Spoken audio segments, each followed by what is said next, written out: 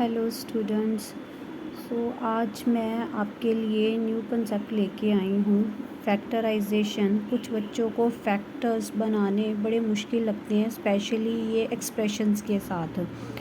तो हम इसको किस तरीके से सॉल्व कर सकते हैं, मैं आपको इसका डिटेल मेथड बताऊँगी।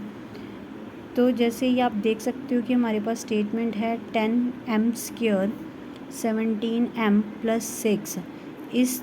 इसके फैक्टर्स बनाने के लिए आप सबसे पहले क्या करोगे, फर्स्ट स्टेटमेंट को लास्ट स्टेटमेंट के साथ मल्टीप्लाई करोगे। तो 10 × 6 यानी कि 10 × 6 क्या बन गया आपका 60। अब आपने इसको दिमाग में रख के चलना है कि 60 हमने अब 17 को इस तरीके से तोड़ना है कि अगर वो जो स्टेटमेंट लें मल्टीप्लाई करने पे 60 आए और उसी स्टेटमेंट को प्लस या माइनस करने पे 17 आए। अब ऐसे हम सीधा नहीं फाइंड कर पाते, तो हम क्या कर सकते हैं कि आप यहाँ पे 60 का जो यहाँ पे जैसे इजी हो जाता है एलसीएम कर लो 60 का। अब 60 का एलसीएम जैसे आप ये देख सकते हो कि ये 2 के टेबल से जाता है। 2 3 ज़ा 6, 2 1 ज़ा 2 5 ज़ा, देन 3 5 ज़ा एंड 5 1 ज़ा। तो हमारे पास ये 4 नंबर्स प्राइम नंबर्स आए हैं। हम इसके थ्रू हम अपने ये देख सकते हैं कि वो कौन सी वैल्यू है जिसको मल्टीप्लाई करने पे 60 आएगा, प्लस या माइनस करने पे 17 आएगा। अब ये जो आपने निकाली है, इससे ये चीज़ श्योर हो जाती है कि आप इसमें से किसी भी नंबर को आपस में ले लो, उसका आंसर मल्टीप्लाई करने पे 60 ही आएगा। तो आपको इस नंबर में ये देखने की ज़रूरत नहीं है कि 60 आता है कि नहीं आता है। आपने बस इसको इस तरीके से लेना है कि आपका 17 बनना चाहिए, या तो प्लस करने से या तो माइनस करने से, जैसे भी है। अगर मैं देखूं तो ये मेरे पास है 2 2 ज़ा 4, 4 3 ज़ा 12। तो 12 प्लस, अब यहाँ पे मैंने क्या बनाया 12 और 5। अगर आप देखोगे ध्यान से कि अगर मैं 12 और 5 इन दोनों को प्लस कर दूं तो मेरे पास क्या आ जाता है 17। इस तरीके से आप इसको किसी भी तरीके से मतलब तोड़ मरोड़ के आपने ये नंबर बनाना है कि जैसे मैंने इन तीनों को मल्टीप्लाई कर लिया और इसको अकेले रहने दिया। आप अपनी कन्वीनियंट के हिसाब से किसी को भी मल्टीप्लाई करके दूसरे के साथ मल्टीप्लाई करके अपना ये नंबर बना सकते हो। अब मैंने देखा कि ये तीनों मल्टीप्लाई करने पे फिर ये जो नंबर रह जाता है इसको उसके साथ ऐड करूँ तो मेरा 17 बनता है। तो इट मीन्स मेरे जो अपने स्टार्टिंग वैल्यू और लास्ट वैल्यू ये सेम रहने देनी है।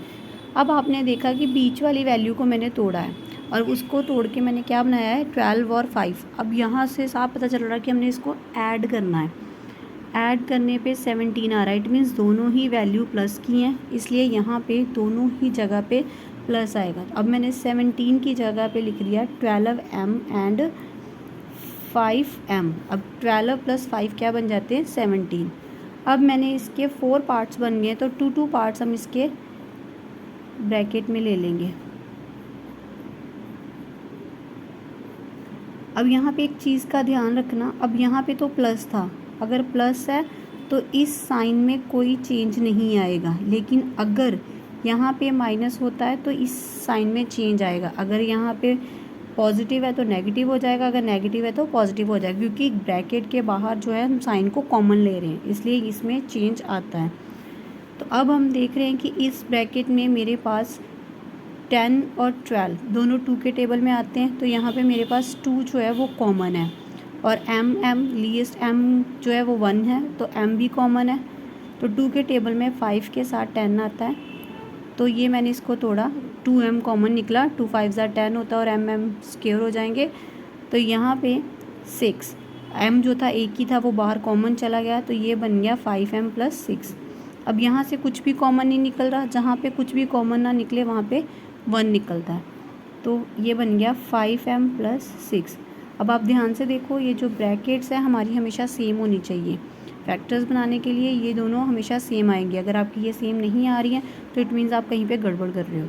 ठीक है, अब देखो ये एक स्टेटमेंट है, ये एक स्टेटमेंट है। अब इन दोनों स्टेटमेंट में 5m + 6 जो है वो कॉमन है, हम इसको कॉमन निकाल देते हैं। तो हमारे पास ब्रैकेट में क्या बच गया 2m + 1।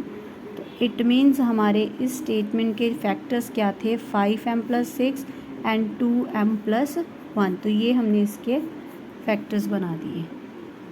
अब ये था प्लस के साथ, ऐसे ही हम, ये नेगेटिव है, नेगेटिव को भी ले सकते हैं। इसको आप खुद सॉल्व करके देखो और मेरे साथ इसका आंसर शेयर करना, फिर मैं देखूंगी आपने इसके ठीक बनाए हैं या गलत। ठीक है, आई होप कि आपको इसकी समझ आ गई होगी। Bye bye, thank you.